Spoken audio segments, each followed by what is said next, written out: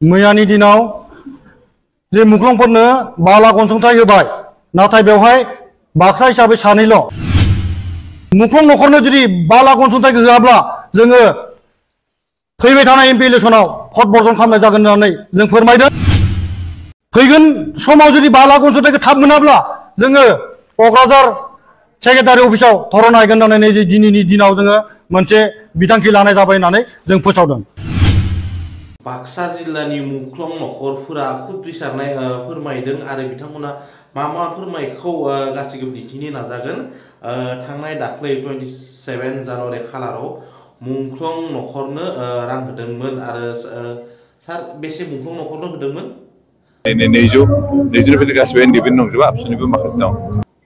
200 मुख्लं नखरनो 5 लाख रां होदोंमोन आरो बाक्सा जिल्लायाव 2 ना 3 मुख्लं नखरा मोनदों आरो बेखौ लानानै खुद्रिसारनाय दिन्थिदों आरो बिथांमोना मा बुंखौ भिडिअनि गेजेरजों जों नुनो मोनगोन। बाक्सा जिल्ला मुख्लं नखरारि आफाद हिसाबै दिनै गासै मुख्लंफोरखौ लाफानानै मुख्लं नखरनि गासै सोद्रोमाफोरखौ लाफानानै बे सावरायदों जे मैयानि दिनाव जे मुख्लंफोरनो 5 लाख अनसुंथाइ होबाय नाथाय बेवहाय बाक्सा हिसाबै सानैल' नाथाय बाक्सा हिसाबै मानो सानैल' जाखो बे बाथ्राखौ जोङो आगोलनिफ्रायनो बारंबार बुंबोबाय थादोंमोन। नाथाय बे बुंसेयावबो जोंनि बाक्सा जिल्लायावनो माने गोदोर गोदोर दैदेनगिरिफोरा दोङो, चिफ दोङो, EM दोङो, बिथांमोना दिनै बाक्सा जिल्लानि जे मुख्लं बिथांमोनखौ मान होनायखौ जों नुनो मोनाखै। बेखायनो जों खावलायगोन जाहाथे फैबाय थानाय एमपि इलेक्सनाव जुदि जोंनि बाक्सा जिल्लानि मुख्लं नखरनो जुदि 5 लाख अनसुंथाइखौ होआब्ला भट बर्जन खालामनाय जागोन होननानै जों फोरमायदों आरो फैगोन समाव जुदि 5 लाख अनसुंथाइखौ थाब मोनाब्ला जोङो क'क्राझार सेक्रेटारि अफिसाव धरना हैगोन होननानै दिनैनि दिनाव जोङो मोनसे बिथांखि लानाय जाबाय होननानै जों फोसावदों।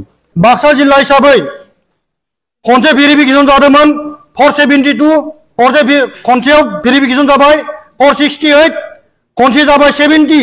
नाथाय एसेबां भेरिफिकेसन जाजासेयावबो दिनै बाक्सा जिल्लायाव मानो मुख्लंफोरा 5 लाख रांखौ मानो मोननायनि लामायाव फैयाखै? बेखायनो जों बुंनांगोन जोंनि बाक्सा जिल्लानि गासै दैदेनगिरिफोरा जोंनि मुख्लंफोरनि सायाव एसेबो नोजोर होआखै होननानै जोङो बुंनांगोन। ब्रैजि होदों फार्स्ट टाइम होनायाव 40नि बिनिफ्राय एनडिबिनि 15मोन, बेनि नेक्स्टआव 250 होदों, बिनि भितराव 100आ एनडिबिनिमोन आरो दिनै 200 गासिबो एनडिबिनि नंजोबा आबसुनिबो माखासे दं।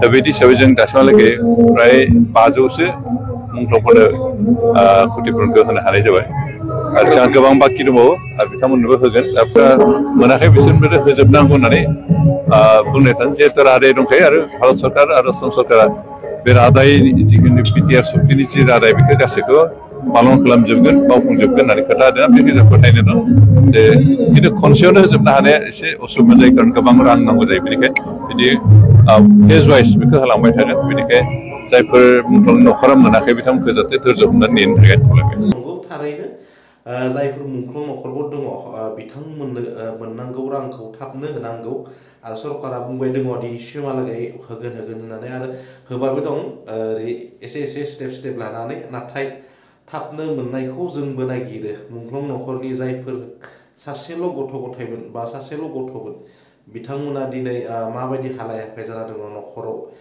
बोराय बैसो बुरि बैसोआव। स' जियानो जाया मानो जायफोर मुख्लं नखरफोरा दिनै रां मोनाखै आरो जायफोर हारिनि थाखाय गावनि बर' रायजोनि थाखाय गावनि बर' बिमानि थाखाय मुंख्लं जालांबाय बिथांमोनखौ आङो सेलुट जनाय आरो जायफोर मुंख्लं नखरफोर दङ बिथांमोननो रांखौ थाबनो होनो थाखाय बा बिथांमोननि नखर सालायनाय हेफाजाब खालामनो थाखाय दिनैनि सरकारखौ आङो गुरैयै खावलायो।